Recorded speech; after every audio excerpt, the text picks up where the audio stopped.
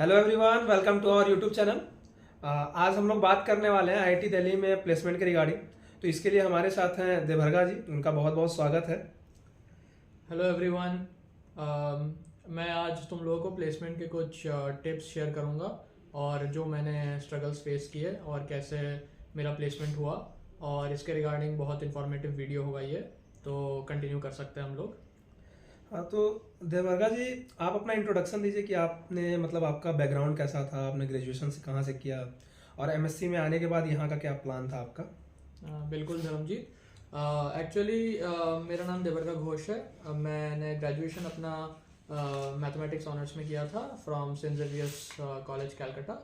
तो final year में मेरे को जैम एग्जामिनेशन के बारे में पता चला और उसके बाद मैंने वो एग्ज़ाम क्रैक किया और फॉर्चुनेटली मेरा आईआईटी दिल्ली में सिलेक्शन हुआ। और उसके बाद यहाँ आके मेरे को काफ़ी मिक्स्ड फीलिंग्स थी कि क्या करना चाहिए क्या नहीं करना चाहिए। But back of the mind मेरा ग्रेजुएशन के एंड से ही था कि मेरे को ऐसे जॉब डोमेन में जाना है, टेक डोमेन में जाना है, कोडिंग रिलेटेड काम करना है। तो इसी फील्ड में, इसी जुनून के साथ मैं इसी फील्ड की ओर बढ़ा। और आईआईटी वो माहौल प्रोवाइड करती है, आप लोगों को तो पता ही होगा। तो be it MSc, be it BTech, anything, ये एक बहुत ही अच्छा स्ट्रक्चर आईआईटी प्रोवाइड करती है, तो उसी का मैंने आगे चल के फ़ायदा लिया। मैं आपको बता दूं कि इस बार से आईआईटी ने अलाउ किया था कि एमएससी वाले बच्चे भी इंटर्न कर सकते हैं और इनका इंटर्न भी लगा हुआ था। तो आप अपने इंटर्न के रिकॉर्डिंग बता दीजिए कि आपका किस फील्ड में इंटर्न लगा था और वहाँ का माहौल कैसा था। हाँ, तो इंटर्न बहुत ही एक स्पेशल मोमेंट था क्योंकि हम फर्स्ट बैच थे जहाँ पे इंटर्नशिप अलाउड किया गया था। हमारे पहले सीनियर्स खाली प्लेसमेंट के लिए बैठ सकते थे। तो इंटर्न में हमारा इंटर्न का सीज़न स्टार्ट हुआ था जनवरी में। हमको सीवी वगैरह सब बनाना था और तब काफ़ी लोग टेंस थे कि फर्स्ट टाइम है, हम लोग फर्स्ट बैच है, तो क्या आगे रहेगा सीन। बट सब ने अपना सीवी बनाया और उसके बाद हमने सब अप्लाई किया। बट इनिशियली जो कंपनीज आ रही थी वो काफ़ी मतलब उनके काफ़ी अच्छे रिक्वायरमेंट्स थे जो हमारे प्रोफाइल को मैच नहीं कर रही थी। बट फाइनली कुछ कंपनीज आने लगी जो हमारे एमएससी मैथ्स डोमेन के लिए और एक वर्सेटाइल चीज़ों के लिए हायर करने लगी। तो फॉर्चुनेटली मेरा उनमें से एक में शॉर्ट लिस्टिंग हुआ और फिर काफ़ी राउंड्स के बाद मेरा इंटरव्यू भी आया। और फाइनली इंटरव्यू में मेरे को एक बहुत ही अच्छा मौका मिला कि मैं अपने स्किल्स को शोकेस करूं। और मेरा फिर टेक डोमेन में ही, मशीन लर्निंग के डोमेन में एक कंपनी में लगा है। तो उसके बाद का तो मतलब अलग ही फीलिंग था जब मेरे को पता चला कि पूरे क्लास में बस मैं ही सिलेक्ट हुआ हूँ। तो यही था, मतलब मेरा डोमेन वही टेक का था जो मेरे को चाहिए था और मेरा प्रोफाइल भी डेटा साइंटिस्ट का था। अच्छा अच्छा। तो आप जैसे यहाँ पे एमएससी में आए, आपके पास कोर्स का बर्डन भी बहुत ज़्यादा था। तो आपने इंटर्न के लिए, आपने प्लेसमेंट के लिए कैसे टाइम को मैनेज किया। हाँ, ये बहुत बड़ा पॉइंट है धर्मजीत, क्योंकि अक्सर ऐसा होता है कि एमएससी मैथ्स जैसे कुछ कोर्सेज होते हैं जहाँ वर्कलोड काफ़ी बहुत होता है, ये तो आपको पता ही होगा। तो यहाँ पे मेरा जैसे फर्स्ट मंथ के एंडिंग में ही डिसाइड हो गया था अच्छा अच्छा। कि मैं प्लेसमेंट की ओर ही जाऊँगा।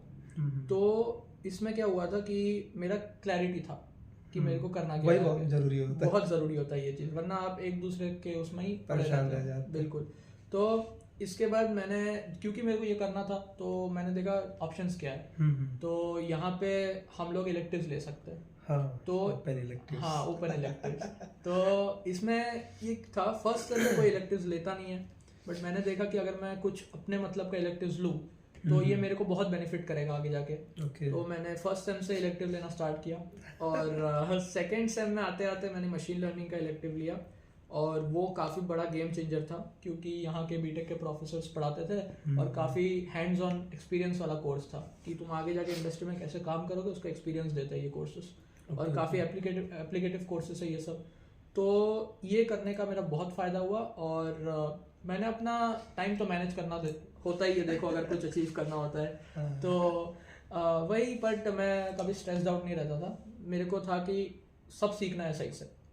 क्योंकि इलेक्टिव्स ले रहा हूँ नंबर लेके लिए, नंबर तो आ जाएंगे किसी भी तरीके से, सीखना जरूरी है क्योंकि आगे चल के नंबर कोई पूछेगा नहीं, तुम्हारा स्किल्स मैटर करेंगे। तो मैंने उन्हीं पे फोकस किया और फिर आगे चल के मेरा जब इंटरव्यू वगैरह था इन्हीं डोमेन से सबसे ज़्यादा क्वेश्चन आए, और क्योंकि मैंने ये सब कर रखा था तो काफ़ी ज़्यादा बेनिफिट मिला मेरे को।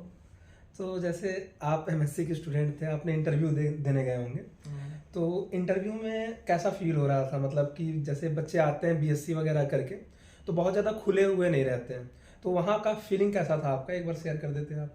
हाँ, एक्चुअली नर्वस भी था और काफ़ी अच्छा भी लग रहा था कि एक मौका मिला है, क्योंकि पहले अगर नहीं मिलता तो ऐसा लगता कि आता है बट हम बैठ नहीं पा रहे कहीं पे, बट इस बार जब मौका मिल गया तब नर्वसनेस भी आ गई कि कर पाएंगे या नहीं।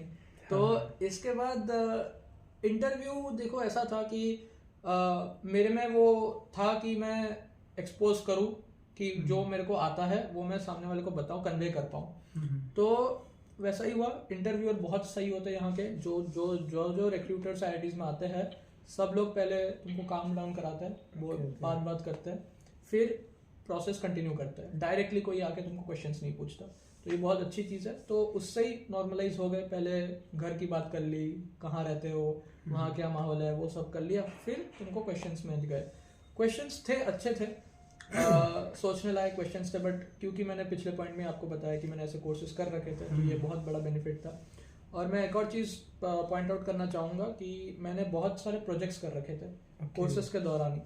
तो सीवी में ऐसा होता है कि प्रोजेक्ट्स का एक सेक्शन होता है, आपको पता होगा जो बहुत लोग खाली छोड़ते हैं, तो उसमें मेरा काफ़ी था और वो लोग प्रोजेक्ट के और नीचे गए ही नहीं, प्रोजेक्ट पे ही रुक गए और प्रोजेक्ट पे ही ढेर सारा क्वेश्चन करते रहे। वहीं से डिसाइड हो गया कि वहीं आप सिलेक्टेड हैं। हाँ बोल सकते हो। तो उसके बाद काफ़ी उन पे ही क्वेश्चंस किया, और क्योंकि मैंने रिसेंटली कर रखा था तो होता है कि हम भूल जाते हैं, बट रिसेंटली किया हुआ था, 6-7 महीने के अंदर ही सब सीखा था, तो बहुत कुछ आंसर कर पाया मैं। ज़रूरी नहीं है सारे क्वेश्चन आंसर कर पाया मैं, क्योंकि उन्होंने बाहर से भी कुछ क्वेश्चन पूछे थे जिसमें मैं सोचा, बट मेरा अप्रोच गलत निकला। बट उन्होंने कभी भी ये मेरे को ऐसा नहीं बोला ठीक है अगला क्वेश्चन, उन्होंने उस अप्रोच को करेक्ट करने की कोशिश की, फिर मैं उनका अप्रोच पकड़ के आगे बढ़ने लगा। तो ये एक्सपीरियंस था। धीरे धीरे जब पहला राउंड खत्म हुआ मेरे को कॉन्फिडेंस आया कि मैं दूसरे राउंड में सिलेक्ट हो सकता हूँ, और उसके बाद दूसरे राउंड में काफ़ी अलग टाइप के क्वेश्चंस थे, बिहेवियरल क्वेश्चंस थे, टेक्निकल क्वेश्चंस थे, कि आप इस सिचुएशन में हो तो आप कैसे डील करोगे, कलीग्स के साथ आपका ये वो डिसीजन मैच नहीं हो रहा, तो आप कैसे अपने चीज़ को पुट फॉरवर्ड करोगे। ये सब काफ़ी जनरल क्वेश्चंस पूछे गए, तो इनमें भी आंसर देना एक बहुत वो है, मतलब हिम्मत की चीज़ है, क्योंकि अगर तुम गलत आंसर दे देते हो अपना मन गलत इफेक्ट पड़ेगा, पूरा गलत इफेक्ट पड़ता है और इमेज गलत हो जाता है, तो आपको जितना भी आता हो वो सब धुल जाएगा। तो ये बहुत बढ़िया चीज़ था। और फिर धीरे धीरे जब सेकेंड राउंड हुआ तब मेरे को था कि हो सकता है ना हो, बट मैं कॉन्फिडेंट हूँ कि मैंने अपना बेस्ट दिया है। बट जब वो फाइनल में एचआर आई, एक हम 3-4 बच्चे सेकेंड राउंड से बचे हुए थे, वो एचआर डायरेक्टली सीधा आई, मैं देख भी नहीं रहा था उनकी तरफ, तो सीधा आई और मेरे को बोलती है कि we are glad to announce that you have been selected. बस तब जो खुशी थी वो तो अलग थी। बस फिर तो आगे आप सबको पता ही होगा। अच्छा, जैसे इंटरव्यू की बात होगी तो आप जब कंपनी में गए होंगे तो वहाँ पहला दिन होगा, तो उस दिन का फीलिंग कैसा था कि जैसे पढ़ते पढ़ते बीच में 2 महीने का गैप मिला है, उसमें आपको जॉब करने का मतलब अपॉर्चुनिटी मिला है, तो वो फीलिंग कैसी थी? हाँ, एक्चुअली ऐसा था कि जो पहला दिन था हमारा, उसमें 9:30 को हमको रीच करने को बोला था। अच्छा। तो आपको तो मेरे बारे में थोड़ा पता ही होगा।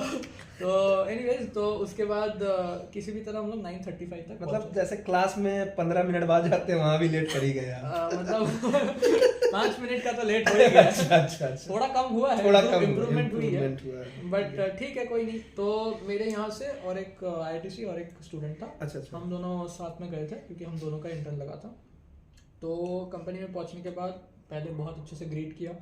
उनका ऑफिस काफ़ी अच्छे एनवायरनमेंट में है और ऑफिस के अंदर सारी टॉप नॉच फैसिलिटीज़ थी, तो हमको कभी भी नहीं लगा ये कहाँ आ गए, ये क्या है। अच्छा। मतलब माहौल अच्छा था। बहुत माहौल अच्छा था, तो एट होम जैसा ही लग रहा था। उनका एक होमली एनवायरनमेंट है, प्लांट्स वगैरह, ऐसा हर एक कॉर्पोरेट ऑफिस में होता ही है, ऐसी कुछ बड़ी बात नहीं है। बट ये देख के हमको थोड़ा शांत, हम लोग का मन थोड़ा शांत हुआ कि कुछ ऐसा एक्साइटमेंट ज़्यादा नहीं हो गया। हाँ। फिर जो कंपनी की जो सीईओ है इंडिया की, तो वो आए और उन्होंने आके बहुत अच्छे से बात की हमसे, बोला कि तुम लोगों को किस लिए रखा गया है, तुम लोगों को बस प्रॉब्लम सॉल्विंग स्किल्स डेवलप करनी है। अच्छा, आपका काम वहाँ पे यही था? हाँ, तो बेसिकली हर एक कंपनी में तुमको अलग अलग टास्क मिलते हैं, ओके। बट मेन चीज़ वो लोग ये देखना चाहते हैं कि आप में कोई नया प्रॉब्लम आ गया कल को कंपनी में, तो आप उसको हैंडल कर पा रहे हो कि नहीं, आपका अप्रोच कैसा है। आपका ऐसा नहीं कि कभी ये कर रहे हैं, कभी वो कर रहे हैं, कभी ये कर रहे हैं, एक अप्रोच बिल्डअप करना है। जैसे ही हम मैथ्स में क्वेश्चन सॉल्व करते हैं, हम ऐसा तो नहीं करते पहले ये फार्मूला लगाया फिर नहीं लगा दूसरे फार्मूले पे चले गए, एक अप्रोच बनता है। कंपनी में भी सेम चीज़ है। तो वो लोग ने बताया कि आपसे ये एक्सपेक्टेशंस है, आपका अप्रोच देखना है, और धीरे धीरे 2 महीना बहुत टाइम होता है, काम भी सीखोगे, अच्छे से परफॉर्म भी करोगे और यहाँ से कुछ सीख के जाओगे। तो आगे चल के अगर किसी और फील्ड में भी आप गए या तो किसी और कंपनी में भी गए, तो आपको लगेगा कि यहाँ से बहुत लर्निंग हुई है। तो ये मेरा ये जो पहला दिन का जो ये एक्सपीरियंस था बहुत अच्छा था। तो इनफैक्ट हम जो 4-5 इंटर्न्स थे पूरे बहुत सारे IIT से, तो उनके लिए पहला दिन ही ये हेड स्टार्ट था कि बस काम जैसा भी हो, प्रेशर उन्होंने मेंशन किया था प्रेशर रहेगा, कभी कभी आपको लगेगा कि नहीं हो पा रहा, तब हेल्प के लिए लोग हैं, बट खुद को भी बुरा लगता है कि कहाँ कमी रह रही है। तो ये चीज़ सुनने के बाद ऐसा लगा जैसा भी हो सीखना इंपॉर्टेंट है, अगर सीख के जा रहे तो एम हमारा सेटिस्फाई हो गया, बेनिफिशियल हुआ, पूरा बेनिफिशियल हुआ 2 महीना। और सब लोग घर जा रहे थे, तो मैं तो हॉस्टल में अकेला ही था। तो बट ठीक है, क्योंकि एक्सपीरियंस करना ही था, इसी फील्ड में आगे जाना ही है, तो 2 महीने घर ना जाके अगर ये लर्निंग अपॉर्चुनिटी मिल रही है उसको यूटिलाइज करना बहुत इंपॉर्टेंट था। तो इस बारे में दिक्कतें थी काफ़ी, कोई था नहीं ये वो, बट ठीक है 2 महीने बहुत अच्छे से ही गया मेरा। अच्छा। जैसे आप इंटर्न करने गए थे तो आपके और भी कलीग्स होंगे, तो उनका बिहेवियर कैसा था, आपके मैनेजर का, आपके HR का, वो बिहेवियर कैसा था, ये बताइए। तो कलीग्स में मेरे मैनेजर HR को छोड़ के मेरे सारे IIT के बैचमेट्स नहीं बोलूँगा, IIT अलग IIT और इस IIT के जो इंटर्न्स थे वो भी आते हैं। और हम सबका काफ़ी कोलैबोरेटिव एटीट्यूड था कि ऐसा होता है कि अगर तुमको कुछ आ रहा है और मेरे को कुछ नहीं आ रहा, तो मैं अगर तुमसे पूछ रहा हूँ, कभी कभी लोग हेजिटेट करते हैं कि मैं इसको बता दूंगा तो क्या पता ये आगे निकल जाए, बट ये होता ही है क्योंकि सब जगह है, कॉर्पोरेट में तो ज़्यादा होता है, क्योंकि आगे अगर निकल गया तो ये सिलेक्ट हो जाएगा, मैं नहीं होऊंगा। बट पता नहीं, हमारे 5-6 जन थे हम लोग, 5 जन, हम सबके अंदर इतना अच्छा कोलैबोरेटिव एफर्ट था कि किसी को नहीं आ रहा हम पहले उसको हेल्प करेंगे। जैसे आप अभी एग्जाम के समय करते हाँ, तो वो तो ठीक है, वो तो होता ही रहता है। तो वही चीज़ था, मैंने ये देखा, बहुत अच्छा लगा मेरे को, ये हमारे मैनेजर्स ने भी अप्रिशिएट किया, सबके अलग अलग मैनेजर्स थे। तो इन लोगों को जब पता चला ये लोग आपस में ही हेल्प कर रहे हैं एक दूसरे को, तो उनको भी बहुत अच्छा लगा। ये कंपनी के लिए बहुत बेनिफिशियल होता है कि सारे मिलकर कंपनी को आगे लेके जाएं। बिल्कुल बिल्कुल, यही एम है। तो इनका बहुत बड़ा योगदान था। फिर आते हैं मेरे मैनेजर्स, बहुत अच्छे थे, बहुत चिल थे, वो खुद IITian थे। अच्छा। IIT मद्रास से उन्होंने M.Tech किया था। तो मेरे मैनेजर ने सिंपली बताया कि पहले दिन हमारा एक मीट हुआ था एक छोटे क्यूबिकल में कि आपसे ये एक्सपेक्टेशन है, जितना हो सके आप करो, मैं हमेशा पीछे खड़ा हूँ, मैं हमेशा सपोर्ट करूँगा, बट अगर मेरे को ये पता चले कि तुमने फुल एफर्ट मारा है तो ओके बस, तो ये मतलब इसमें मेरा काम आसान हो गया, बस मेरे को फुल एफर्ट मारना है, बाकी सब हो जाएगा। अच्छा। तो इनका काफ़ी अच्छा वार्म वेलकम था। और HR की जहाँ बात करें, वो बीच बीच में हमेशा आती थी, हम सबको पूछती थी, कोई मैनेजर से दिक्कत, कोई किसी एम्प्लॉय से दिक्कत, मेरे को बताओ, मेरे से दिक्कत, मेरे को बताओ।